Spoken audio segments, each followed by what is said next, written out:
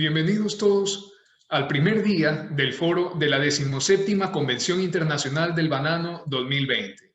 El día de hoy tendremos la reactivación productiva post-COVID-19.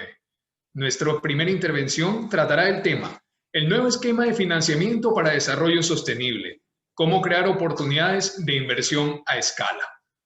Este tema es relevante para la industria bananera, para conocer las formas en las que es posible el desarrollo sostenible, un esquema de financiamiento para potenciarlo y quién mejor que el doctor José Efraín Deras, quien durante su carrera de más de 20 años ocupó una silla en el Society for Latin American Studies en Londres en el año 2005. Se ha desempeñado como especialista sectorial del Banco Centroamericano y actuó como su economista jefe en el año 2012. Actualmente es jefe de la Oficina de Evaluación, reportando al directorio de la institución. Con ustedes, José Efraín Deras. Muchas gracias, Agustín. Buenos días, buenas tardes. Y para algunos que sintonizan fuera del continente americano, probablemente buenas noches. Es un honor para el Banco Centroamericano de Integración Económica formar parte de la 17ª Convención Internacional del Banano 2020 bajo esta modalidad virtual. Esperamos próximamente hacerlo de manera presencial. Muchas gracias a EVE por la invitación y por organizar este magno evento. Un agradecimiento especial a Marianela Uvilla, presidenta de la AEVE, y al señor José Antonio Hidalgo, su director ejecutivo. Sin duda, en el sector bananero, como lo dijo la presidenta Uvilla ayer, es un sector con iniciativa. El banano es una industria ganadora, no ha cedido a la pandemia, ha seguido colocando este valioso producto en la mesa de los consumidores. También ha continuado todo el trabajo de los participantes de la cadena, desde los productores, logística, exportadores. Y Ecuador, un país líder, sin duda, a nivel mundial en este sector. Los felicito desde Honduras, desde el Banco Centroamericano de Integración Económica. Me es grato presentar cómo crear oportunidades de inversión a escala en el nuevo esquema para el financiamiento del desarrollo sostenible en la nueva normalidad. Ese es el tema que pretendo presentar el día de hoy con mucho gusto. Me parece muy importante que para plantear un nuevo esquema de financiamiento analicemos la situación actual. Sin duda, la pandemia y la reactivación económica post-COVID nos demanda ser creativos, innovar, optimizar los recursos. Entonces vamos a revisar rápidamente cuáles son aquellos desafíos internacionales de la situación actual. También vamos a partir de esa realidad y de esos diagnósticos a formular y prospectar, que es lo importante, anticiparnos a cuáles deben ser aquellos componentes de un nuevo esquema de financiamiento para el desarrollo sostenible. Voy a compartir un caso de estudio de un organismo multilateral como el nuestro. A partir de ambos, de la realidad y de los diagnósticos y de ese esquema, vamos a identificar cuáles pueden ser aquellas oportunidades de inversión a escala, en particular para Latinoamérica y el Caribe, pero aplicables de manera global. Y finalmente, las conclusiones. Con esto, damos inicio a la presentación. Voy a dejarles directamente solo con las filminas para facilidad de todos. En primer lugar, en la situación actual, la pandemia ha conducido al colapso del comercio mundial de mercancías. Se espera que el comercio mundial disminuya en un rango tan abierto como entre el 13 y el 32%. Este es un proceso sincrónico, jamás visto. Vamos a ver que disminuirá el Producto Interno Bruto en el 95% de los países. No lo hemos visto en la historia, ni en la Gran Depresión, no lo hemos visto ni en la Segunda Guerra Mundial, no lo hemos visto ni con desastres naturales, ni con la crisis financiera internacional de 2008. Podemos observar las principales zonas del mundo con crecimiento esperado negativo en 2020, la zona euro por el orden del 9%, Estados Unidos por el orden del 7%, Japón por el orden del 6%. Solamente Asia tendrá, según las proyecciones, un leve crecimiento. A nivel global, como un agregado, esperamos un crecimiento negativo por el orden del menos 5%. Esto nos supone un enorme reto para la sociedad, para el globo y para cada uno de los países, por supuesto. ¿Cuáles son aquellos canales por los cuales esta situación actual nos afecta? Por un lado, el comercio. El comercio ha colapsado durante la pandemia. Necesitamos evitar que esa caída sea por el orden del 30-40%. Hay proyecciones que van desde el 13 hasta el 32%. Esto ha afectado muchísimo el comercio de bienes de capital, bienes intermedios, toda la transaccionabilidad del comercio se ha visto afectada, problemas de logística. Otro canal es el turismo. Se ha visto afectado significativamente. En los primeros 4 meses del 2020, el turismo disminuyó 44% a nivel mundial. En total del año, se espera que el turismo caiga en alrededor del 60 hasta el 80%, lo cual para la región es muy importante. Latinoamérica y el Caribe tienen el renglón turístico, una de las fuentes de ingreso más importantes. Otro canal es los precios. No solamente es la caída del comercio, sino también los precios internacionales disminuyendo en este año debido a una contracción de la demanda.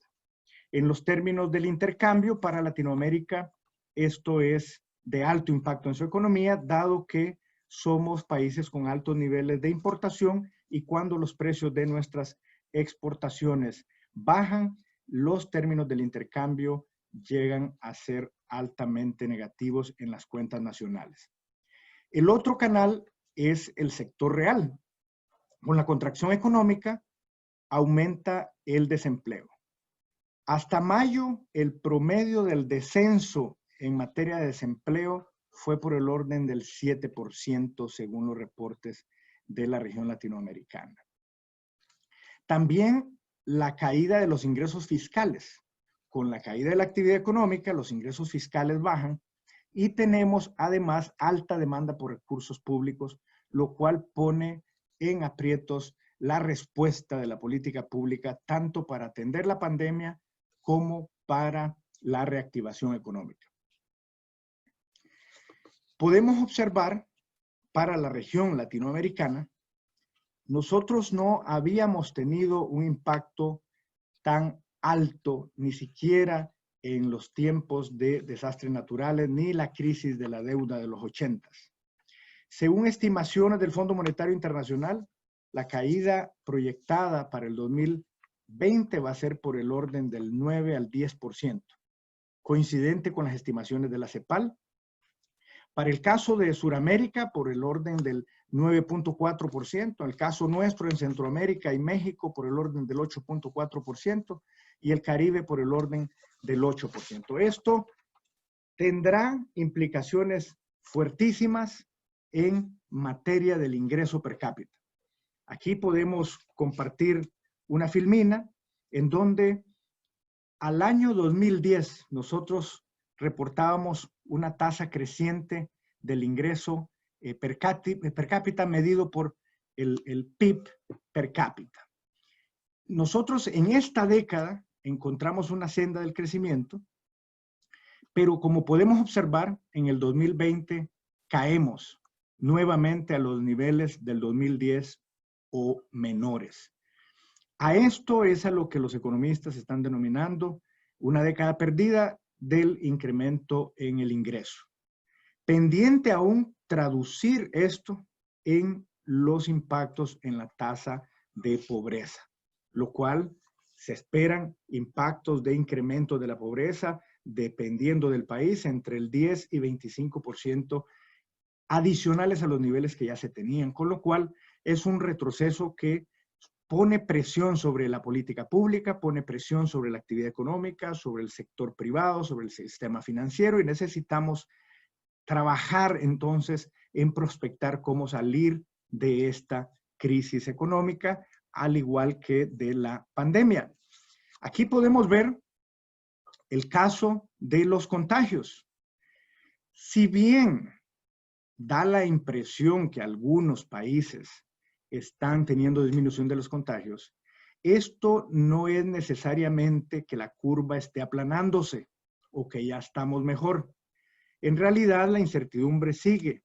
Hay mucha discusión sobre si se están realizando los números de pruebas apropiados, sobre la cantidad de casos que no están siendo detectados, las alertas de los rebrotes. Entonces, no tenemos otra que aceptar la convivencia con este virus y potenciales nuevas pandemias en el futuro. Esto es algo con lo cual ya tenemos que estar trabajando porque la incertidumbre en la materia de salud continúa.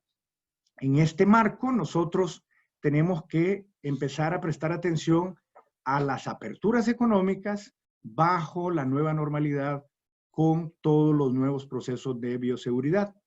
Aquí podemos ver que si bien en Estados Unidos en los primeros 2 trimestres cayó drásticamente, ya con la reapertura en los últimos 3 meses de actividad se ubica el índice de producción industrial con un repunte, ha mejorado la confianza del empresarialado y también ha empezado a ceder el desempleo. Esto es muy positivo y a la vez es una lección temprana del proceso de apertura que la mayoría de los países estamos iniciando.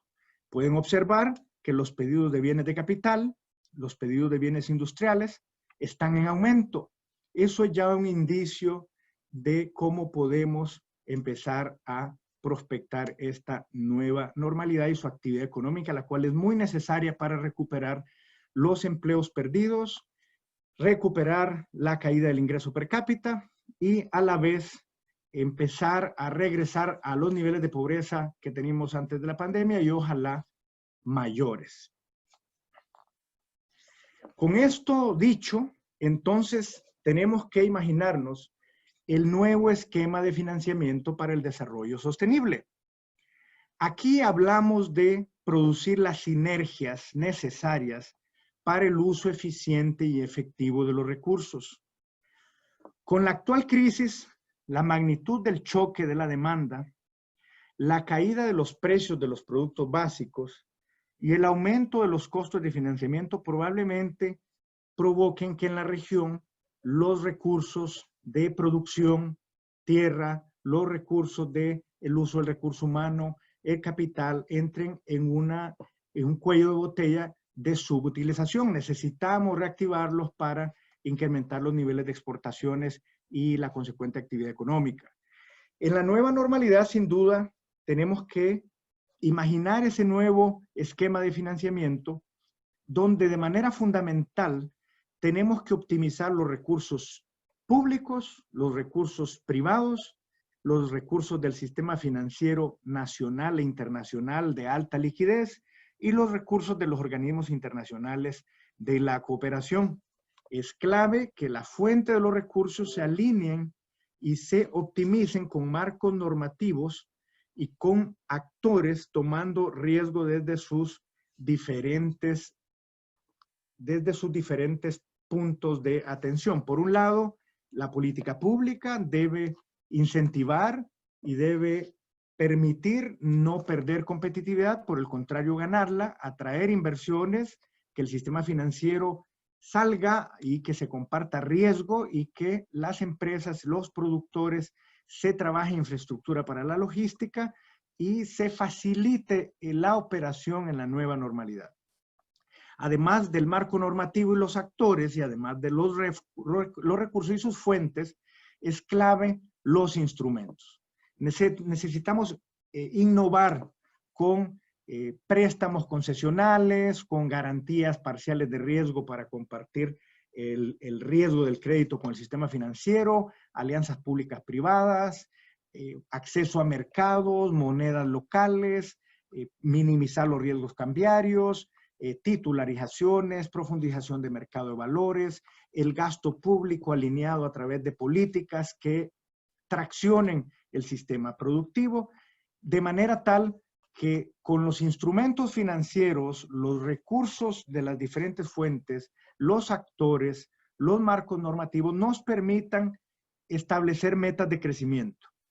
Metas de crecimiento desde los bancos centrales, metas de crecimiento desde las empresas, de manera que los países podamos retomar esa senda de crecimiento que nos permita mitigar todo el impacto de la pandemia. Para esto, debe alcanzarse la sinergia entre las políticas públicas, los climas de inversión deben ser favorables y la movilización de recursos debe ser sujeta a medición de resultados para que coloquemos a los países en tasas de crecimiento, en niveles de empleo, en niveles de ingreso deseados. En este sentido, el nuevo normal requiere replantearse acuerdos internacionales. El Consenso de Monterrey, por ejemplo, que antecede la pandemia, si bien ya pregonaba muchos de los elementos que hemos propuesto para el nuevo esquema de financiamiento para el desarrollo sostenible, sin embargo, tiene acuerdos que conviene extender en términos de sus alcances. Los desafíos sociales y ambientales está bien, pero requiere nuevos esfuerzos de política pública para la atención de las pandemias, incluyendo la posibilidad de mecanismos de compensación entre países. El nuevo normal, entonces, requerirá que nos replanteemos los acuerdos internacionales para un desarrollo sostenible que traccione las fuentes de recursos, los marcos normativos, los actores, los instrumentos y tenga metas para la recuperación en los diferentes ámbitos, públicos, privados, públicos, privados, públicos, públicos. Ayer el representante del gobierno de Ecuador decía que es posible trabajar las alianzas público-público para optimizar la política pública, las públicas privadas para optimizar la inversión y los resultados, e inclusive la privada-privada para las sinergias y las cadenas de valor y lograr mayor rentabilidad de las inversiones.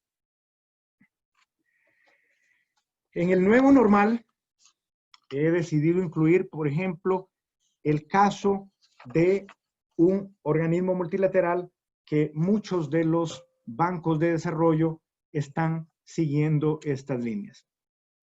En esta visión, por ejemplo, el Banco Centroamericano de Integración Económica en el quinquenio 2020-2024 prioriza políticas públicas eficientes para el crecimiento económico, prioriza la estabilidad económica de manera tal que los países no pierdan competitividad y el ambiente para la inversión sea estable y permita con mayor agilidad los procesos de reactivación productiva, la reducción de la pobreza y el aprovechamiento de la integración regional para alcanzar economías de escala. Ese es otro de los elementos clave que nos tiene aquí esta mañana en esta presentación. Cómo en ese nuevo esquema de financiamiento para el desarrollo sostenible nosotros optimizamos el espacio, los países, sus recursos, las capacidades y potenciales de los mercados de manera tal que generemos inversión a escala. En el nuevo esquema de financiamiento tenemos que articular apropiadamente lo económico, lo ambiental y lo social, porque siguen viniendo los retos del pasado, no solamente son los nuevos retos. Tenemos que hacerlo con una competitividad sostenible que permita un fortalecimiento del uso de los factores que favorezca la adaptación y mitigación al cambio climático, procesos de política pública que catalicen la integración regional de manera tal que logremos mercados más grandes y a la vez economías de escala para las empresas.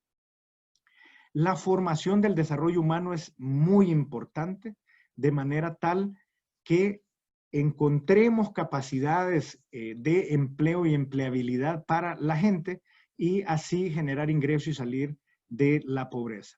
El espectro de atención, en este caso del Banco Centroamericano de Integración Económica, abarca iniciativas a nivel nacional y de relevancia regional. a través de mecanismos financieros y no financieros. Aquí queremos recalcar la importancia de la canalización de ayuda técnica cuando así se necesita.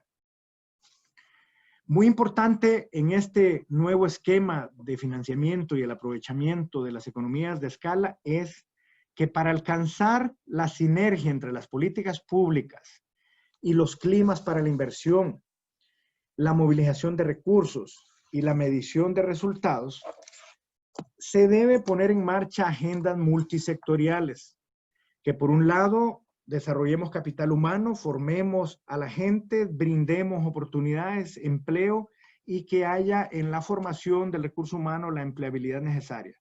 Porque las capacidades deben conducir a tener mayor productividad en el recurso humano, mayor capacidad de transformación para valor agregado en el recurso humano, mayor capacidad tecnológica y de innovación en el recurso humano. Sumado a esto debe proveerse la infraestructura competitiva, logística, debe asegurarse la movilización de recursos, debe generarse mecanismos para compartir el riesgo con el sistema financiero y con las empresas. También el renglón de energía. El renglón de energía es muy importante y la promoción de los encadenamientos entre pequeños, medianos y grandes empresarios con un ordenamiento ambiental y acceso a mercados. Aquí necesitamos entonces enfatizar que esa multisectorialidad debe ponernos en una agenda de competitividad sostenible. Nosotros necesitamos trabajar iniciativas agrícolas, pecuarias, con la micro, pequeña y mediana empresa. Necesitamos iniciativas de políticas de sanidad, necesitamos acceso a mercados, necesitamos aprovechar los tratados comerciales con Europa, con Norteamérica, promover los que haga falta con Asia, de manera tal que si tenemos además de ese acceso a mercados, la capacidad logística, los factores de manera competitiva, energía, podríamos entonces montar cadenas de valor. Aquí compartimos rápidamente qué es lo que tiene la banca multilateral, por ejemplo. Ustedes pueden observar Fondo Monetario Internacional, $1.000 millones de financiamientos para hacerle frente a la pandemia. Pueden observar Banco Mundial, $160.000 millones, y así sucesivamente.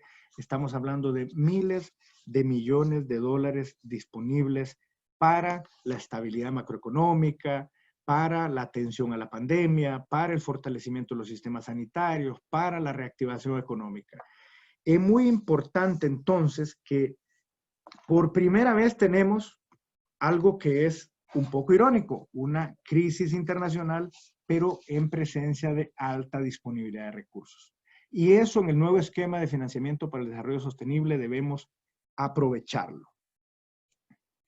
Aquí podemos ver algunos de los grandes acuerdos que están haciendo nuestros países. Recientemente, el Fondo Monetario Internacional con Ecuador, por ejemplo, un primer tramo de una facilidad por $6.500 millones, buscando con eso estabilidad económica en el Ecuador, no perder competitividad, y esas grandes cantidades de recursos deben aprovecharse, los recursos públicos, los recursos privados, los recursos financieros de los organismos internacionales, mediante un esquema donde podamos destinarlos a un balance que el mismo esquema debe buscar entre proteger la vida, la salud, los medios de vida, los empleos, la estabilidad económica, la reactivación económica, la seguridad fiscal, de manera tal que las medidas que tomemos protejan la actividad económica y no vayan en detrimento de la actividad económica.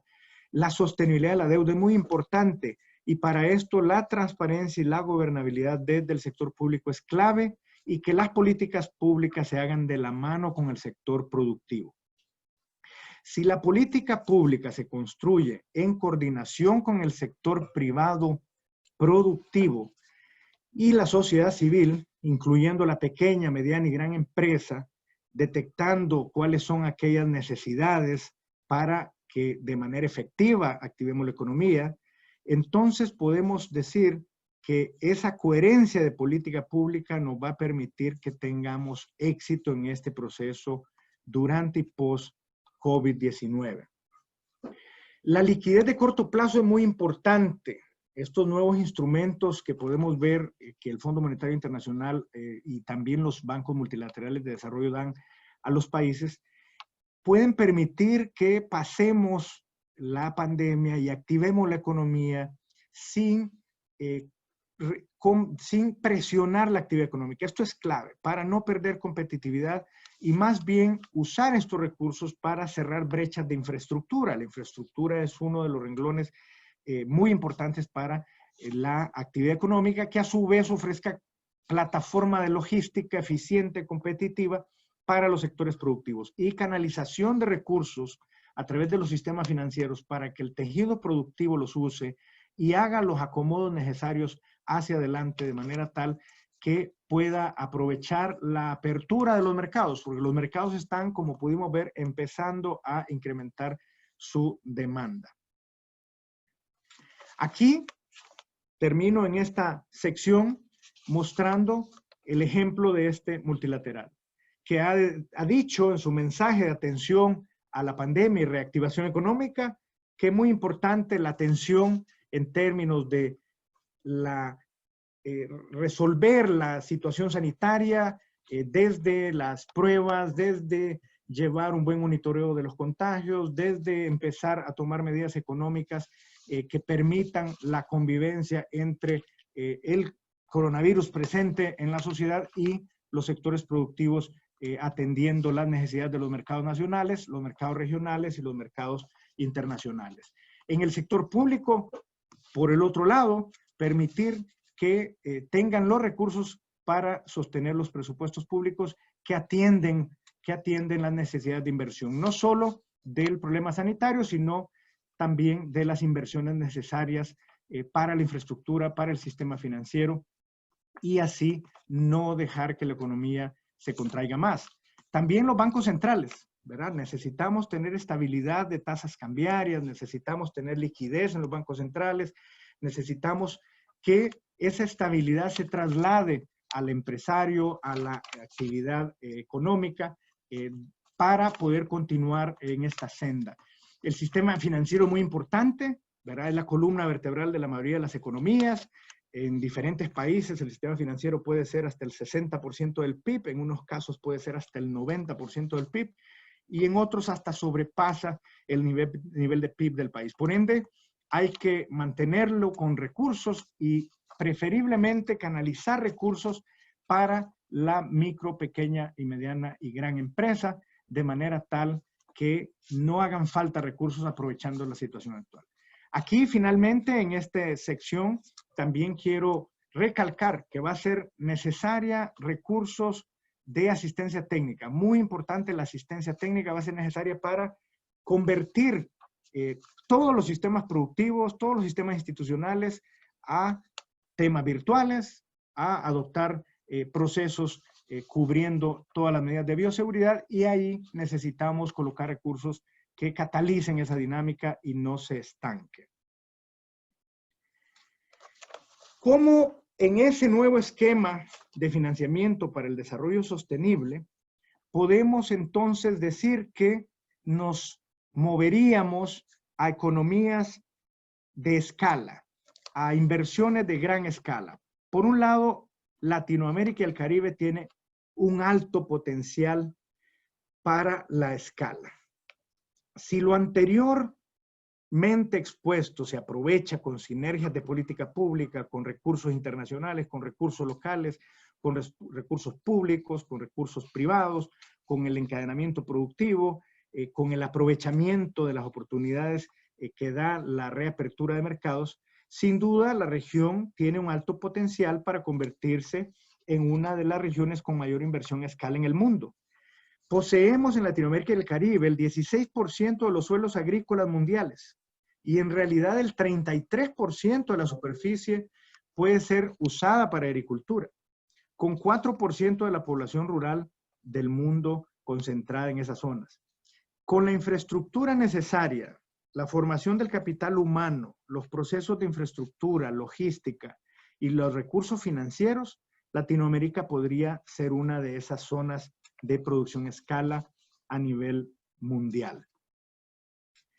Aquí es importante entonces que aprovechemos las oportunidades de los mercados.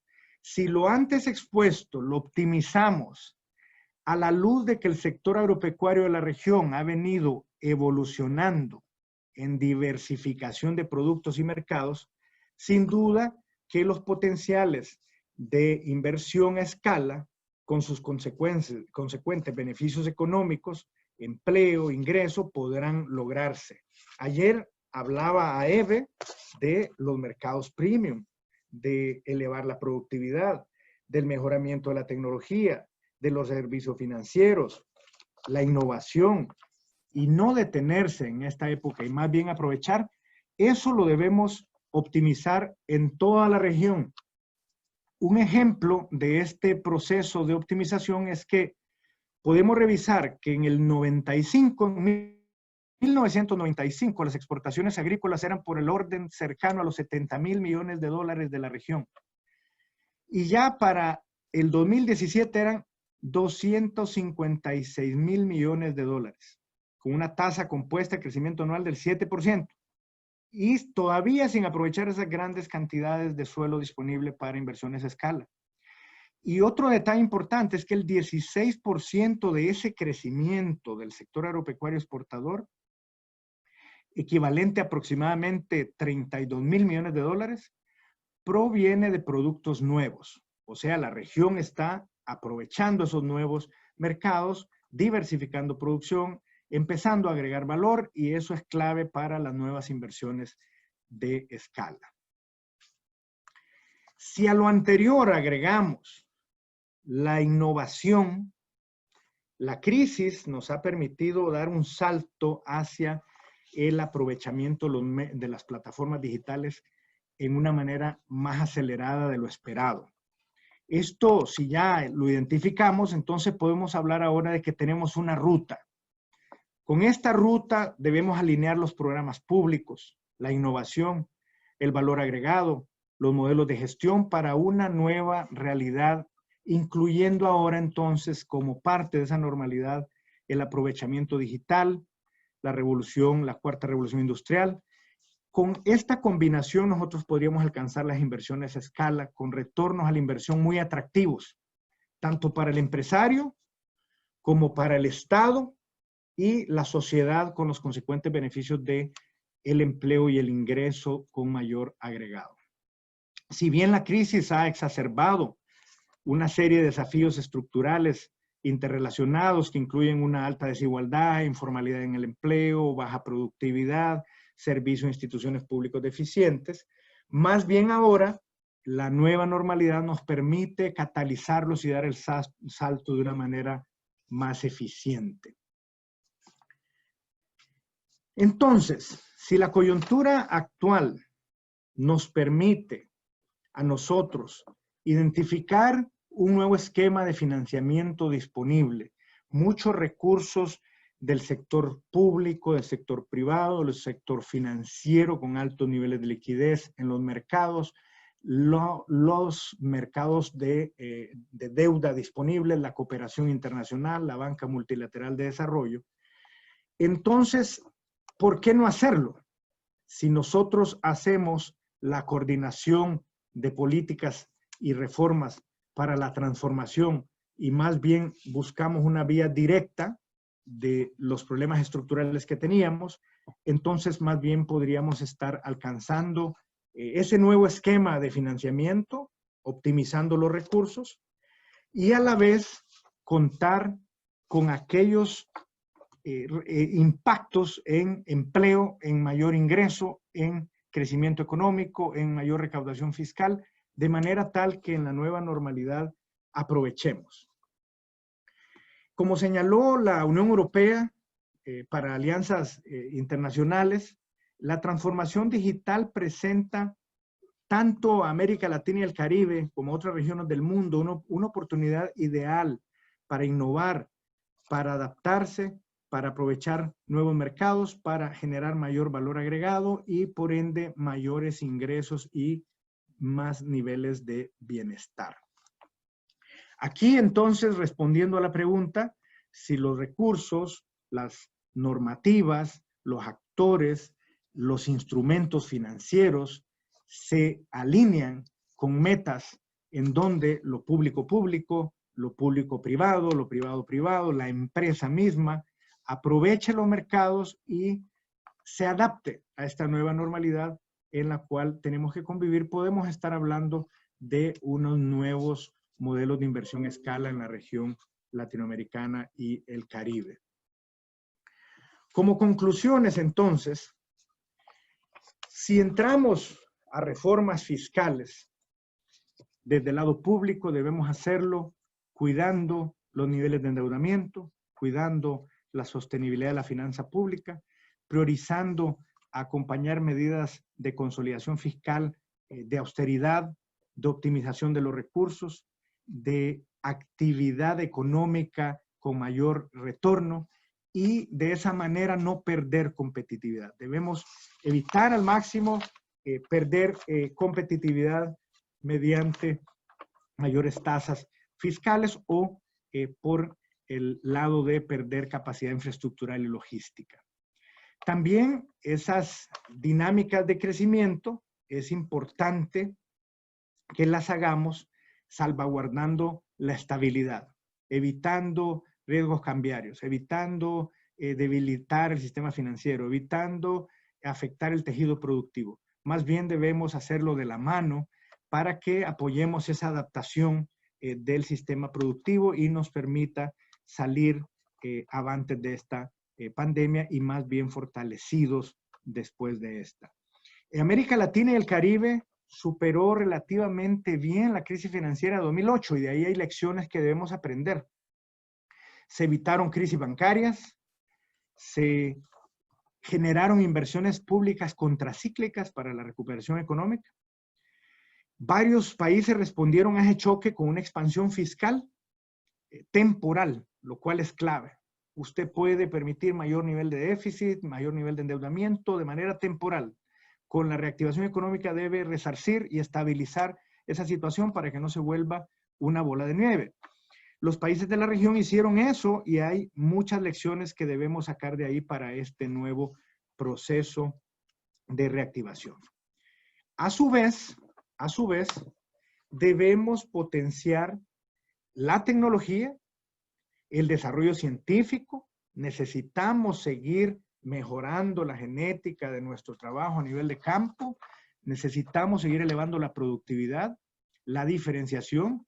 Necesitamos entrar en procesos de reindustrialización para que las nuevas cadenas logísticas puedan dar soluciones en términos de costos y soluciones en términos de rentabilidad. A la vez que aprovechemos mitigar, adaptarnos al cambio climático y generar oportunidades de empleo e ingreso para la reducción de la pobreza. Para lograr esto, pasa porque aprovechemos la intersectorialidad.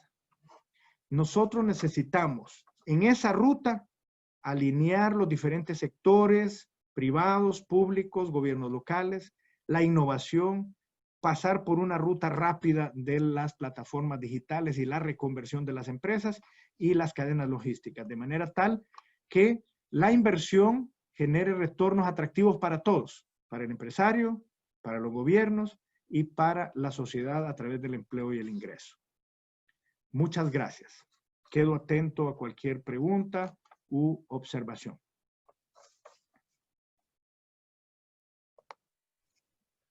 Muchas gracias. Atención, los presentes, la audiencia puede realizar preguntas al expositor José Efraín Deras. Pueden colocarlas en el chat. Nosotros se las leeremos al expositor.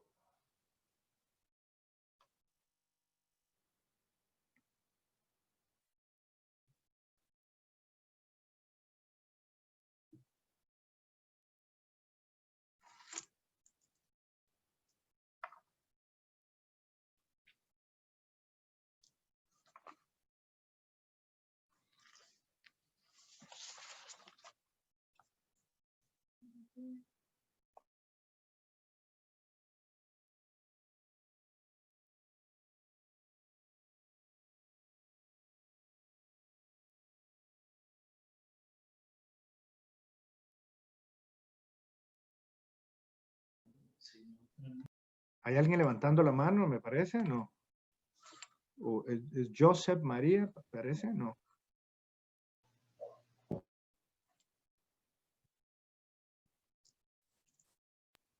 Vemos la mano levantada de Andrea Rojas.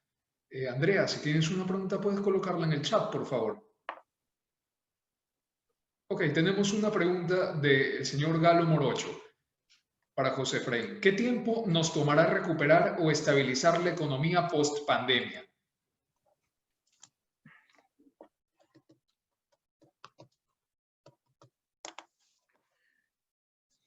Gracias. Fíjense que nosotros tenemos que trabajar con algunas de las estadísticas del pasado, aun cuando todo cambió. ¿Verdad? Aun cuando todo cambió. Vamos a trasladarnos a la primera sección de la presentación, en donde la economía global, la proyección es que tenga un crecimiento negativo del 5%. ¿Verdad? Pero si nos vamos a regiones o países, quizás podemos encontrar una aplicación más precisa. Niveles de crecimiento negativo del orden del 9 al 10%. Si partimos de ahí y nosotros hacemos aquellas reformas fiscales sin perder competitividad, incentivamos a los sistemas financieros y articulamos el sistema productivo para que el tejido que se ha estado afectando sea el menor posible, es decir, frenamos la caída. Y conseguimos en 2021 tasas de crecimiento que, dependiendo del país nuevamente, podrían ser del 2% anual, 3% anual, y juguemos entre 2 y 4%, que es donde se mueven muchos de nuestros países, excepto las economías grandes que habían demostrado en algún momento crecimiento del 1%, ahí va a tardar un poco más probablemente. Si hablamos de impacto negativo del 10% y reactivamos a tasas mínimas del 2% anual a partir de 2021 con una economía adaptada al nuevo normal, entonces 2% anual nos podría tomar al menos 5 años, por ejemplo. En algunos casos se dice que una década, pero digamos siendo pragmáticos con tasas de crecimiento del 2% anual a partir del 2021 o más de 2%, podríamos estar retornando a niveles de 2019 en 5 años. Esto es lo que realmente preocupa y por eso tenemos que hacerlo mejor que antes.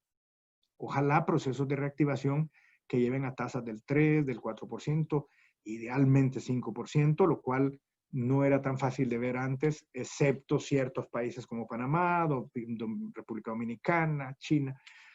Entonces, podríamos hablar de procesos que podrían tomarle a países de manera individual 5 años y otros hasta 10 años. Depende cómo se dé ahorita los contagios, los rebrotes y la adaptación a esta apertura. Vimos ese caso de Estados Unidos donde están creciendo la demanda por bienes finales, bienes de capital. Ustedes ven la tasa del desempleo queriendo ceder. Si esa es la senda, podríamos hablar de periodos de tiempo como de 5 años a 10 años. Por supuesto, todavía hay estimaciones que están siendo hechas bajo esta misma incertidumbre, con lo cual no podemos tomar estos datos como finales. Gracias. Tenemos una pregunta adicional del señor Adolfo Escobar. Nos pregunta, buen día, ¿qué recomendaría como Banco Centroamericano o BID a los gobiernos latinoamericanos? Hacer una revisión de tasas de interés para dar acceso a préstamos blandos y de esta manera dinamizar la economía y fomentar la inversión. Sin duda esa recomendación sería parte de un conjunto de medidas que justamente tratamos de recoger en este nuevo esquema de financiamiento para el desarrollo sostenible. Los instrumentos, el uso de instrumentos. Por ejemplo, necesitamos, si usted se acerca a los sistemas financieros tienen recursos, hay liquidez. Sin embargo, hay miedo por el riesgo. Entonces, por eso hay ahí un cuello de botella de que no hay los flujos necesarios, digamos, de recursos para el sistema productivo, micro, pequeña, mediana empresa, gran empresa y activar la economía. Entonces, necesitamos instrumentos como algunos que mencioné. Garantías parciales de crédito en donde con fondos internacionales, con fondos de los gobiernos, se respalda de manera parcial los préstamos a los empresarios, los préstamos a la pequeña empresa, los préstamos a operaciones de comercio exterior, de manera tal que sea un estímulo y se preste, digamos, para una actividad contracíclica que necesitamos. Dentro de esos instrumentos también coberturas de tasas de interés y fondos blandos que pueden colocarse a través de fideicomisos, fondos de administración, con tasas de interés blandas que permitan, conforme la actividad económica mejore, que los retornos al menos no sean tan castigados vía tasa. Entonces, ahí pueden haber alianzas entre el sector público, organismos internacionales y el sistema financiero, de manera tal que tengamos mucha cooperación. Ocupamos tener altos niveles de cooperación para alinear estos instrumentos con política pública, que podría ser, por ejemplo, inversión contracíclica en infraestructura, que a su vez no solo por la propia inversión genera actividad, sino también genere competitividad por permitir cadenas logísticas más eficientes. Si vamos conjugando estos aspectos y aprovechando los tratados comerciales y abriendo nuevos mercados, como decía Eve ayer, entonces se nos presenta un panorama más positivo, más fluido y de mayor agilidad en el tiempo, porque no podemos esperar mucho tiempo. Hay empleo que se está destruyendo, hay actividad económica que se está destruyendo y necesitamos frenarla y a su vez reactivarla. Muchas gracias, José Efraín, por su intervención. Gracias a los participantes por acompañarnos en la primera intervención del día de hoy. En breve daremos inicio a la segunda, a cargo de Germán Ríos. Muchas gracias por las preguntas. Las que no han contestado en este momento serán enviadas al expositor directamente. Gracias. Gracias.